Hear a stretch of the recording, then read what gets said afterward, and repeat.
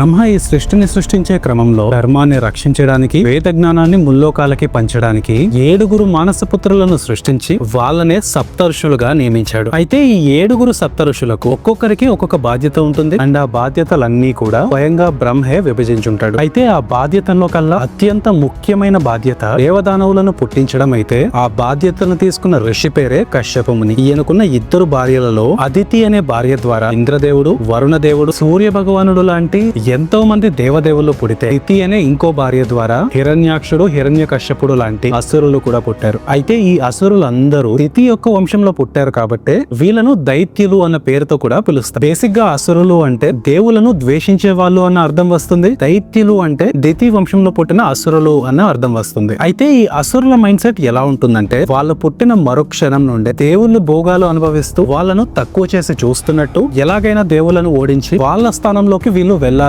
అన్నట్టు ఎప్పుడూ ఆలోచిస్తూనే ఉంటారు. అందుకే ఏ కథలో చూసినా అసురుల మెయిన్ టార్గెట్ ముల్లోకాలను జయించి వాళ్ళ ఆధిపత్యాన్ని చూయించుకోవడమే. అయితే తరతరాల నుండి అసురులు దేవుల మీద యుద్ధానికి వెళ్లడం, దేవుల చేతిలో చిత్తుగా ఓడిపోవడం జరుగుతూనే ఉంటుంది. అలా తమ పూర్వీకుల ఓటమి గురించి వింటూ అలసిపోయిన తారకాసుర అనే ఒక దైత్యుడు ఎలాగైనా ఈసారి దేవులకు బుద్ధి చెప్పాలని, దైత్యుల ఆధిపత్యాన్ని సాధించాలి అని నిర్ణయించుకుని ఎవరికి తపస్సు చేస్తే తను అనుకున్నది సాధించగలుగుతాడు అని ఆలోచించడం మొదలుపెట్టాడు. అలా ఆలోచించడం మొదలుపెట్టిన వెంటనే తన మైండ్ లోకి వచ్చిన ఫస్ట్ పేరు పరమేశ్వరుడు. ఎందుకంటే శివుడు బోలాశంకరుడు కదా, తన కోసం తపస్సు చేసింది ఒక రాక్షసుడైన దైత్యుడైన భక్తితో పూజించుంటే చాలు వరాలు ఇచ్చేస్తూ ఉంటారు. కాకపోతే అప్పటికే సతీదేవి మరణించింది అన్న బాధతో శివుడు కొన్ని వేల సంవత్సరాలుగా ధ్యానంలో ఉండిపోవడంతో తారకాసురుడు శివుడు కోసం తపస్సు చేయలేడు. ఇక పొరపాటున విష్ణువుకు తపస్సు చేసి వరాన్ని సాధించిన ఆ వరం ఇచ్చే టైంలోనే ఏదో ఒక లొసుగు పెట్టి మళ్ళీ తనే చంపేస్తాడు అని తెలుసు కాబట్టి బ్రహ్మకు తపస్సు చేయడం కొంచెం బెటర్ ఆప్షన్ అని ఫిక్స్ అయ్యి ఒక దట్టమైన అడవిలోకి వెళ్లి ఒంటి కాలు మీద నించొని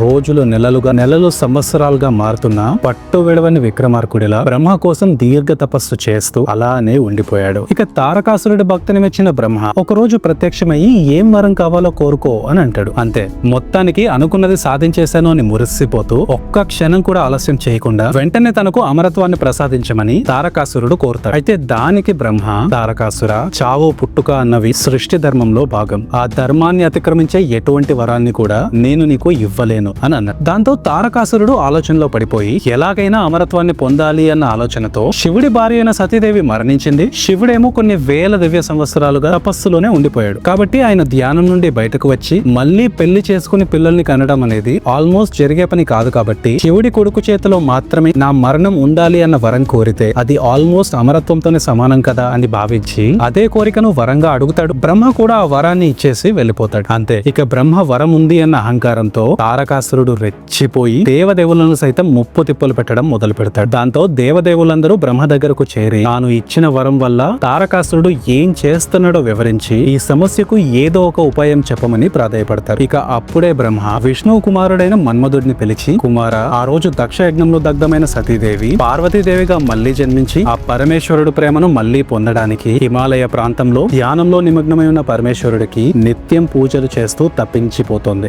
వెళ్ళి వాళ్ళిద్దరిని ఏకం చేసిరా, అప్పుడే ఈ తారకాసురుడి సమస్యకు ఒక పరిష్కారం లభిస్తుంది అని అన్నాడు. దానికి మన్మధుడు కూడా సరే అని చెప్పి తన భార్య రతీదేవితో పాటు హిమాలయ ప్రాంతానికి వెళ్లి అక్కడ ధ్యానంలో నిమగ్నమై ఉన్న పరమేశ్వరుడిని తన పక్కనే ఉండి ఆయనకు పూజలు చేస్తున్న పార్వతీదేవిని చూసి క్షణం కూడా ఆలస్యం చేయకుండా శివుడి ఛాతీ మీదకు మన్మథ బాణాన్ని వదిలేస్తాడు. అంతే, కొన్ని వేల సంవత్సరాలుగా ధ్యానం చేస్తున్న పరమేశ్వరుడు ఒక్కసారిగా తన కళ్ళు తెరవడం, తన ధ్యానాన్ని భంగం చేసిన మన్మధుడిని భస్మం చేయడం, కనీసం పార్వతీదేవి వైపు తిరిగైనా చూడకుండా మళ్లీ ధ్యానంలోకి వెళ్లిపోవడం జరుగుతాయి. అయితే ఇదంతా అక్కడే ఉండి చూస్తున్న మన్మధుడి భార్య రతీదేవి తన భర్త భస్మం అయిపోయాడు అన్న బాధతో పార్వతీదేవికి సంతానం అనేది కలగదు అని శపిస్తుంది. కానీ అప్పుడే రతీదేవికి తారకాసురుడు గుర్తొచ్చి, నీకు సంతానం కలుగుతుంది, కాకపోతే నీ గర్భం నుండి ఎప్పటికీ కలగదు అని ఆ శాపాన్ని సవరించి అక్కడ నుండి వెళ్లిపోయింది. అయితే మన్మథ బాణం గుచ్చుకున్నప్పటికీ, రోజు ఆయనకు పూజలు చేస్తున్నప్పటికీ కనీసం తన ముఖం కూడా చూడలేదు అన్న బాధతో శివానుగ్రహం పొందడానికి ఉన్న ఒకే ఒక్క మార్గం ఆయన కోసం ధ్యానం చేయడం మాత్రమే అని పార్వతీదేవి అర్థం చేసుకుని కైలాస పర్వతం నుండి శృంగి తీర్థానికి వెళ్లి ఒక నది ఒడ్డున ఉన్న శివలింగం దగ్గర కూర్చొని 60,000 సంవత్సరాల పాటు శివనామ స్మరణ చేస్తూ ధ్యానంలోనే ఉండిపోతుంది. అయితే ఒక రోజు పార్వతీదేవి ధ్యానం చేస్తున్న అదే నది ఒడ్డున ఒక ముసలి ఒక చిన్న పిల్లాడిని తరుముతూ ఆ పిల్లాడి కాలును నోట్లో పట్టుకుని ఆ నీళ్లలోకి లాగైపోతుంది. అయితే అప్పుడే ఆ పిల్లాడు, అమ్మా నన్ను కాపాడండి, అమ్మా నన్ను కాపాడండి కాపాడండి అని అరవడం మొదలు పెడతాడు. అయితే సంతానమే కలగదు అన్న శాపమున్న పార్వతీదేవిని ఒక చిన్న పిల్లాడు అమ్మ అమ్మ అని పిలవడంతో వెంటనే పార్వతీదేవి ధ్యానం నుండి లేచి ఆ పిల్లాడి వైపుగా పరిగెట్టుకుంటూ వెళ్లి దయచేసి ఆ పిల్లాడిని వదిలేయమని, నీకు ఏం కావాలన్నా నేనే ఇస్తాను అని పార్వతీదేవి మాటిస్తూ, అప్పుడు ఆ ముసలి సరే నువ్వు అడిగినట్టే ఈ పిల్లాడిని వదిలేస్తాను, కానీ 60,000 సంవత్సరాల నుండి నువ్వు చేస్తున్న తపస్సు ఫలితాన్ని నాకు ఇచ్చేస్తాను అంటేనే అని అంటుంది. అది విన్న పార్వతీదేవి ఒక్క క్షణం కూడా ఆలస్యం చేయకుండా వెంటనే తన తపస్సు ఫలితాన్ని ఆ ముసలికి ఇచ్చేయడానికి సిద్ధపడుతుంది. అప్పుడు ఆ ముసలి నవ్వుతూ, ఇన్ని వేల సంవత్సరాల తపస్సు ఫలితాన్ని ఎవరో కూడా తెలియని ఒక పిల్లాడి కోసం నాకు ఇచ్చేస్తాను అంటున్నావు, నీకు నిజంగా శివుడి మీద ఇష్టం ఉందా అని అడుగు. దానికి పార్వతీదేవి, నేను ఇప్పటిదాకా సంపాదించుకున్న తపో ఫలితాన్ని మళ్ళీ 1000 సంవత్సరాలు తపస్సు చేసి తిరిగి సంపాదించుకోగలను, కానీ నన్ను అమ్మ అని పిలిచి సహాయం కోరిన ఒక పిల్లాడికి నేను సహాయం కూడా చేయకపోతే నేను ఎన్ని 1000 సంవత్సరాలు తపస్సు చేస్తే ఏంటి లాభం అని అంటుంది. అంతే, ఒక్కసారిగా ఆ ముసలి కాస్త ముక్కంటిగా మారి, పార్వతి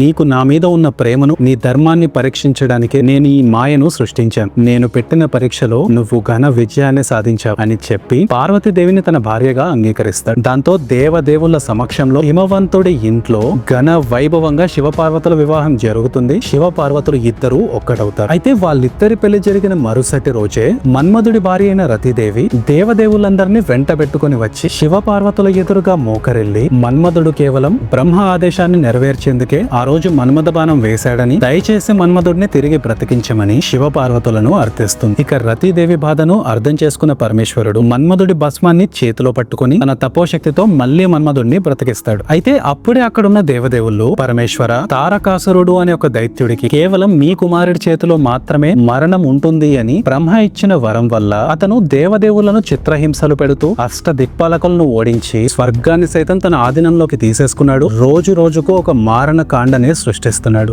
దయచేసి మీరే ఆ తారకాసురుడి సమస్యకు పరిష్కారం చెప్పండి అని అర్థించారు. దాంతో శివపార్వతులకు విషయం అయితే అర్థమైంది. అయితే రతీదేవి తన భర్త భస్మం అయిపోయాడు అన్న బాధలో పార్వతీదేవికి ఒక శాపం అయితే ఇచ్చింది కదా. ఆ శాపం ప్రకారం పార్వతీదేవికి గర్భం ద్వారా అయితే సంతానం కలగదు. అందుకే శివపార్వతులు ఇద్దరు హిమాలయ ప్రాంతంలోని ఒక పెద్ద గుహ లోపలకు వెళ్లి ఇద్దరు పక్క పక్కనే కూర్చుని దీర్ఘ ధ్యానంలోకి వెళ్లిపోతారు. ఆ తర్వాతే పరమేశ్వరుడు తన 3వ కంటి నుండి ఒక దివ్యమైన తేజస్సును బయటకు తెప్పించి అకబగా మండే ఒక అగ్నిగుండంలా మార్చి దాన్ని భూమి మీద పడేలా చేస్తాడు. అయితే ఆ తేజస్సు యొక్క వేడిని భూమి కూడా తట్టుకోలేకపోవడంతో దాన్ని కంట్రోల్ చేయడానికి ముందుగా అగ్నిదేవుడు ప్రయత్నిస్తాడు. అగ్నికి దేవుడైన ఆ అగ్నిదేవుడు సైతం ఆ తేజస్సు వేడిని తట్టుకోలేక ఆ బాధ్యతను గంగాదేవికి అప్పగించేస్తాడు. అయితే గంగాదేవి కొంతవరకు ఆ వేడిని చల్లార్చి తర్వాత తాను కూడా తట్టుకోలేక ఆ తేజస్సును సర్వానా అనే ఒక అడవిలోకి వదిలేస్తుంది. అయితే ఎప్పుడైతే ఆ తేజస్సు సర్వానా అడవుల్లోని గడ్డిని తాకుతుందో అప్పుడే ఆ ఒక్క తేజస్సు కాస్త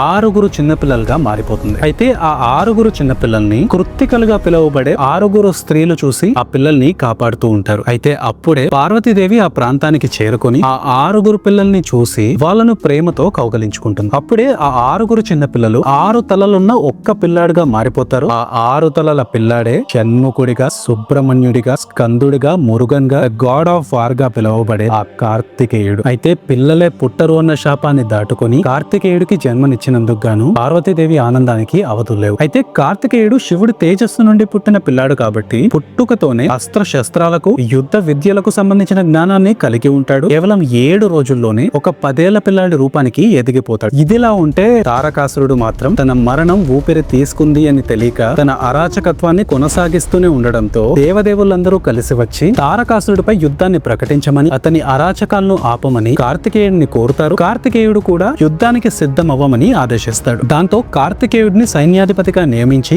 దేవదేవులందరూ ఆయన వెనకే నించొని తారకాసురుడి సైన్యాన్ని మట్టు పెట్టడానికి సిద్ధమై ఉంటారు. అయితే ఎప్పుడైతే తారకాసురుడు ఆ చిన్న పిల్లాడు సైన్యాధిపతిగా నించోవడం గమనిస్తాడో అప్పుడే తన ఒళ్ళంతా చెమటలు పట్టేస్తాడు. ఎందుకంటే తారకాసురుడికి అర్థమైంది శివుడి కుమారుడే తన మరణంగా మారి అక్కడకు వచ్చేసాడు అని. కాకపోతే తనే భయాన్ని బయటకు చూయిస్తే తన సైన్యం బెదిరిపోతుంది అని భావించి కార్తికేయుడి వయసును, ఆయన రూపాన్ని హేళన చేస్తూ చిన్న పిల్లాన్ని నా మీదకు యుద్ధానికి తీసుకొచ్చారా అని నవ్వుతూ దేవదేవులను రెచ్చగొట్టడానికి ప్రయత్నిస్తాడు. అయితే ఆ మాటలు విన్న కార్తికేయుడు మాత్రం ఒక్క క్షణం కూడా ఆలస్యం చేయకుండా తారకాసురుడి సైన్యం వైపు దూసుకెళ్లిపోతాడు. దేవదేవులందరూ కూడా తన వెంటే వెళుతూ ఆ రాక్షసుల సైన్యాన్ని చీల్చి చెండాడుతారు. ఇక కార్తికేయుడు తారకాసురుడిపై అత్యంత భయంకరమైన యుద్ధాన్ని చేస్తూ అస్త్రశస్త్రాలను ఉపయోగిస్తూ చివరిగా తనకు పార్వతీదేవి బహుమానంగా ఇచ్చిన వేలాయుధాన్ని తారకాసురు గుండెల్లోకి విసిరి తన శరీరాన్ని చీల్చేస్తాడు. అంతే, ఒక్కసారిగా ఉరుములు మెరుపులతో వరుణదేవుడు వర్షిస్తాడు. దేవదేవులందరూ తిరిగి వాళ్ళ శక్తిని పొందుతారు. సో ఇలా తారకాసురుడు అనే ఒక దైత్యుడు కోరిన వరం కారణంగా శివపార్వతుల మొట్టమొదటి సంతానమైన ఆ కార్తికేయుడు జన్మించాడు. అయితే కార్తికేయుడు అనగానే మనకు ముఖ్యంగా 3 విషయాలు గుర్తొస్తూ ఉంటాయి. మొదటిది ఆయన వేలాయుధం, రెండోది ఆయన నెమలి వాహనం, ఇక మూడోది కార్తికేయ సుబ్రహ్మణ్యపురం సినిమాలో చూయించినట్టు ఆయనకు సర్పాలకు ఉన్న సంబంధం. మీరు ఆల్రెడీ వేలాయుధాన్ని పార్వతీదేవి స్వయంగా ఇచ్చింది అని తెలుసుకున్నారు కదా. ఇప్పుడు నేను మీకు ఆ నెమలి వాహనం గురించి, ఆయనకు సర్పాలకు ఉన్న సంబంధం గురించి డీటెయిల్డ్ గా చెప్తాను, వినండి. కార్తికేయుడు తారకాసురుడిని వధించేశాడు అన్న వార్త ఎప్పుడైతే తారకాసురుడి తమ్ముడైన సురపద్ముడికి చేరుతుందో అప్పుడే ఆ సురపద్ముడు ఒకవైపు తన సోదరుడు చనిపోయాడు అన్న బాధతో, ఇంకొక వైపు తన సోదరుడు మరి ఒక చిన్న పిల్లాడి చేతిలో చనిపోయాడా అన్న కోపంతో క్షణక్షణం రగిలిపోతూ మళ్ళీ తను కూడా బ్రహ్మ కోసం తపస్సు చేస్తాడు. కేవలం శివుడి కుమారుడి చేతిలో మాత్రమే నా మరణం ఉండాలి అని వరం కోరుతాడు. అయితే అప్పుడు తారకాసురుడు శివుడి కొడుకు చేతిలో మాత్రమే నా మరణం ఉండాలి అని కోరింది, మరణం రాకూడదు అన్న భయంతో. కానీ సురపద్ముడు అదే కోరికను మళ్ళీ కోరింది, మళ్ళీ కార్తికేయుడే తనను చంపడానికి రావాలని. అలా వచ్చినప్పుడు కార్తికేయుడిని చంపి తాను తారకాసురుడి కన్నా బలవంతుడిగా నిరూపించుకోవాలి అన్న అహంకారంతో. అయితే ఈ విషయం బ్రహ్మకు కూడా అర్థం అవుతుంది. కాకపోతే భక్తి శ్రద్ధలతో, నిష్ఠ నియమాలతో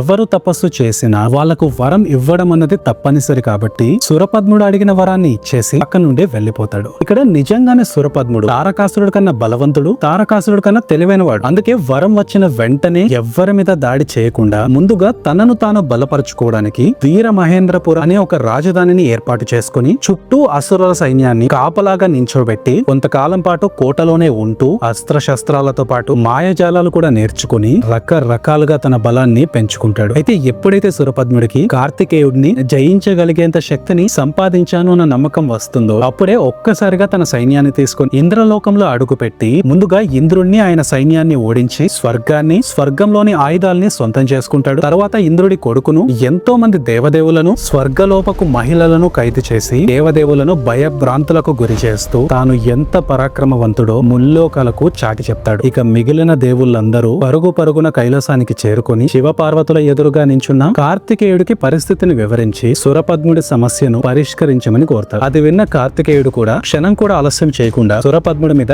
యుద్ధాన్ని ప్రకటించేస్తాడు. అయితే ఆ విషయాన్ని తెలుసుకున్న సురపద్ముడు తారకాసురుడిలో భయపడలేదు. తాను ఎదురు చూస్తున్న రోజు రానే వచ్చింది అని నవ్వుకుంటూ, నా సోదరుడు ఆ కార్తికేయుడిని తక్కువ అంచనా వేశాడు కాబట్టే తన ప్రాణాన్ని కోల్పోయాడు, కానీ నేను ఆ తప్పును అస్సలు చేయను అని మనసులో అనుకుంటూ తన రాజధాని వీరమహేంద్రపురంపై దండెత్తి వచ్చిన కార్తికేయుడితో దేవదేవుల సైన్యంతో 6 రోజుల పాటు అత్యంత భయంకరమైన యుద్ధాన్ని నడిపిస్తాడు. అయితే అందులో మొదటి రోజు యుద్ధబేరిని మోగించి సురపద్ముడు కొన్ని వేల మంది అసుర సైన్యాన్ని పంపించి దేవుళ్ళ మీద ఒక బాణాల వర్షాన్ని కురిపిస్తాడు. అయితే కార్తికేయుడు మాత్రం ఆ బాణాలను నించున్న చోట నుండి కదలకుండా గాల్లోనే భస్మం చేసి పడేస్తాడు. ఇక రెండో రోజు మాయజాలాల్లో, అస్త్రశస్త్రాల్లో ఆరితేరిన తన సైన్యాధిపతులను వాళ్ళ మీదకు వదిలి వాళ్ళు రకరకాల మాయాజాలాలను సృష్టించేలా చేస్తాడు. వాళ్ళలో కొంతమంది వాళ్ళ మాయా శక్తితో ఒకరు అగ్ని తుఫానులను సృష్టిస్తున్నారు, ఒకరు విషాన్ని చిమ్మే ఆయుధాలను సృష్టిస్తున్నారు, ఇంకొకరేమో ఉన్నట్టుండి ఆకాశం మొత్తం చీకటిగా చేసేస్తున్నారు. కానీ కార్తికేయుడు మాత్రం తన అస్త్రాలను ఒక్కొక్కటిగా ఉపయోగిస్తూ వాటన్నిటిని అతి సునాయాసంగా నాశనం చేసి ఆ అసుర సైన్యాధిపతులను కూడా చంపేస్తాడు. ఇక మూడో రోజు సురపద్ముడు కార్తికేయుడిని కట్టడి చేయడానికి సింహపు ముఖంతో, రాక్షసుడి శరీరంతో అత్యంత పరాక్రమవంతుడిగా పిలువబడే తన తమ్ముడు సింహముఖుడిని యుద్ధరంగంలోకి దింపి బీభత్సాన్ని సృష్టిస్తాడు. ఆ సింహముఖుడు లిటరల్లీ తన ఎదురుగా వచ్చిన ప్రతి ఒక్కరిని 2 ముక్కలుగా చీలుస్తూ పక్కకు విసిరేస్తూ ఉంటాడు. ఆ దృశ్యాన్ని దూరం నుండి గమనిస్తున్న కార్తికేయుడు పార్వతీదేవి ఇచ్చిన తన వేలాయుధాన్ని తీసి ఒక్కసారిగా సింహముఖుడి గుండెల్లోకి విసిరేస్తాడు. అంతే, తాను ఎలాగైతే అందరినీ చీల్చి అవతల పడేస్తున్నాడు ఎగ్జాక్ట్ గా అలానే ఆ వేలాయుధం సింహముఖుడి శరీరాన్ని చీల్చి 2 ముక్కలు చేసేసింది. అంతే, ఇప్పుడు సురపద్ముడికి చెమటలు పట్టడం మొదలైంది. ఎక్కడ ఆ కార్తికేయుడు తన కోట మీదకు దూసుకొచ్చేస్తాడేమో అన్న భయంతో 4వ రోజు మొత్తం తనే స్వయంగా రకరకాల మాయాజాలాలను సృష్టించి దేవదేవులను సైతం చాలా కన్ఫ్యూజన్ లో పెట్టేస్తాడు. ఎందుకంటే సురపద్ముడు అసురుల సైన్యం మొత్తం చూడ్డానికి దేవుళ్ళ సైన్యంలో ఉండేలా మార్చేస్తాడు. కొన్ని వందల అసురులను చూడ్డానికి కార్తికేయుడి రూపంలోకి మార్చేస్తాడు. అలా రూపం మార్చేసుకున్న అసురులు వాళ్ళ వైపుగా పరిగెట్టుకుంటూ వస్తుంటే దేవదేవులకు సైతం ఏం చేయాలో అర్థం కాక అలా స్టన్ అయిపోయి నించొని చూస్తూ ఉన్నారు. కానీ అప్పుడే కార్తికేయుడు ఒక్కసారిగా షణ్ముఖుడిగా మారి తన 6 తలలతో దేవుళ్ళ ముసుగులో ఉన్న అసురులను కనిపెట్టి వాళ్ళందరినీ చావచిత కొట్టేస్తాడు. అంతే, దాంతో దాంతో ఇక సురపద్ముడి ధైర్యం తగ్గిపోయి తన సైన్యం మీద నమ్మకం తొలగిపోయి ఒక్కసారిగా తన కోటగోడల పై నుండి యుద్ధ భూమిలోకి ఒక పిడుగులా దూకి కార్తికేయుడి వైపుగా రంకెలు వేసుకుంటూ వెళ్లి కొద్దిసేపు ఒక మదమెక్కిన ఏనుగు రూపంలో, తర్వాత పంజాలు విసిరే సింహం రూపంలో, మళ్లీ కాల సర్ప రూపంలో కార్తికేయుడి పైన కసితో పగతో దాడి చేస్తూ చివరికి తన రూపాన్ని ఒక పర్వతం సైజ్ కి మార్చేసుకుని కార్తికేయుడి మీద విజృంభించేస్తాడు. అయితే అలా 5వ రోజు మొత్తం ఎన్ని రూపాలు మార్చినా, ఎంత పెద్దగా మారినా తన ఎదురుగా ఉన్న ఆ ఒక్క చిన్న పిల్లాడు చాలా సునాయాసంగా తనను తిప్పికొట్టడంతో ఇక కార్తికేయుడిని ఓడించడం తన వల్ల కాదని రియలైజ్ అయ్యి తన అహంకారాన్ని వీడి మరుసటి రోజు అంటే 6వ రోజు తన ప్రాణాలను కాపాడుకోవడానికి అక్కడి నుండి పారిపోయి ఎవ్వరూ చూడట్లేదులే అన్నప్పుడు తన మాయాశక్తిని ఉపయోగించి ఒక అతిపెద్ద మామిడి వృక్షంగా మారిపోతాడు. అయితే సురపద్ముని వెతుక్కుంటూ వచ్చిన దేవదేవులైతే ఎవరు తనని కనిపెట్టలేకపోతారు. కానీ కార్తికేయుడు మాత్రం తన దివ్య దృష్టితో విషయాన్ని గ్రహించి మళ్లీ చిట్ట చివరిసారిగా తన వేలాయుధాన్ని తీసి ఒక్కసారిగా మెరుపు వేగంతో ఆ మామిడి చెట్టు మీదకు విసిరేస్తాడు. అంతే, ఆ మామిడి చెట్టు కాస్త 2 ముక్కలుగా చీలిపోయి ఒకవైపు ఉన్న ముక్క నెమలిలా మారిపోతుంది, ఇంకొక వైపు ఉన్న ముక్క ఒక కోడి పుంజులా మారిపోతుంది. అయితే అది చూసిన కార్తికేయుడు ఈసారి వాటిని చంపకుండా ఒక్క క్షణం ఆగిపోయి ఆలోచిస్తాడు. ఎందుకంటే తారకాసురుణ్ణి చంపితే సురపద్ముడు సింహముఖుడు ద్వేషాన్ని పెంచుకొని ప్రతీకారం కోసం వచ్చాయి. ఇప్పుడు సురపద్ముని కూడా చంపితే రేపు ఇంకొకరు ఇలానే వస్తారు. అయినా 5వ రోజే సురపద్ముడి అహంకారం తొలగిపోయింది కాబట్టి నన్ను ఎలాగైనా చంపాలి అన్న ఆలోచన నుండి ప్రాణాలు కాపాడుకుంటే చాలు అన్న ఆలోచనకి సురపద్ముడు వచ్చేశాడు అని అర్థం చేసుకుని ఆ రోజు నుండే ఆ నెమలిని తన వాహనంగా, మిగిలిన ఆ కోడి పుంజుని తన చిహ్నంగా నియమించి అంతటితో ఆ మహాయుద్ధాన్ని ముగించేస్తాడు. దేవదేవులందరూ ఆ కార్తికేయుడు పరాక్రమానికి జేజేలు కొడతారు. అయితే ఆ రోజు కార్తికేయుడు సురపద్ముడితో చేసిన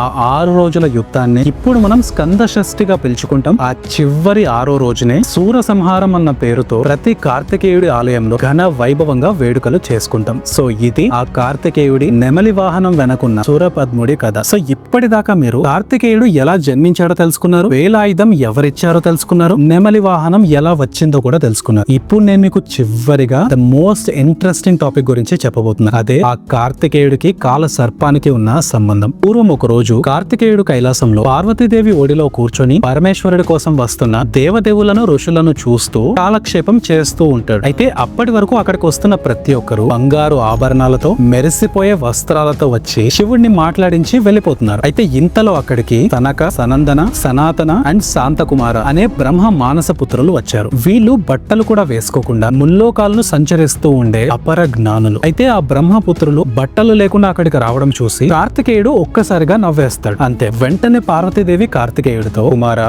వాళ్ళలాంటి మహాపురుషుల మీద పొరపాటును కూడా అపహాస్యం చేయకూడదు. నువ్వు తెలిసి చేసినా తెలియక చేసినా తప్పు తప్పే కాబట్టి నువ్వు ఖచ్చితంగా ఆ తప్పుకు ప్రాయశ్చిత్తం చేసుకోవాలని అంటుంది. అది విన్న కార్తికేయుడు కూడా తన తప్పును తెలుసుకుని ప్రాయశ్చిత్తం చేసుకోవడానికి భూమి మీద అడుగు పెడతాడు. అప్పుడే ఆయన ఒక కాలసర్ప రూపంలోకి మారి ముళ్ళ కంపల మధ్యలో, పదునైన రాళ్ల మధ్యలో, మండే కొండల మధ్యలో పాకుతూ ఆ నెప్పిని అనుభవిస్తూ చివరిగా ఒక పుట్టలోకి చేరి 60 సంవత్సరాల పాటు తపస్సు చేస్తూ ఉండిపోతాడు. అలా తపస్సు చేస్తున్నప్పుడే కార్తికేయుడు ఒక చిన్న వానపాము నుండి పెద్ద కొండ చిలువ వరకు ఇలా ప్రపంచంలో ఉండే ప్రతి పాకే జీవికి ఆది దేవుడు అయ్యాడు. అందుకే ఆ రోజు నుండి కార్తికేయుడిని కాల సర్ప రూపంలో పూజించడం కూడా మొదలు పెట్టారు. ఇక్కడ ఇంట్రెస్టింగ్ విషయం ఏంటంటే ఆ రోజు కార్తికేయుడు పాముల మారి తపస్సు చేసింది, పాకే జీవులన్నింటికి ఆది దేవుడిగా మారింది ఇంకెక్కడో మన ఆంధ్రప్రదేశ్ లో విజయవాడకు దగ్గరలో ఉన్న మోపిదేవి సుబ్రహ్మణ్య స్వామి ఆలయ పరిసరాల్లోనే. సో ఇది ఆ కార్తికేయుడికి కాలసర్ప రూపానికి ఉన్న సంబంధం. సో మీరు ఈ ఒక్క వీడియోలో శివపార్వతుల పెళ్లి గురించి, కార్తికేయుడి పుట్టుక గురించి, 6 రోజుల స్కంద షష్ఠి గురించి,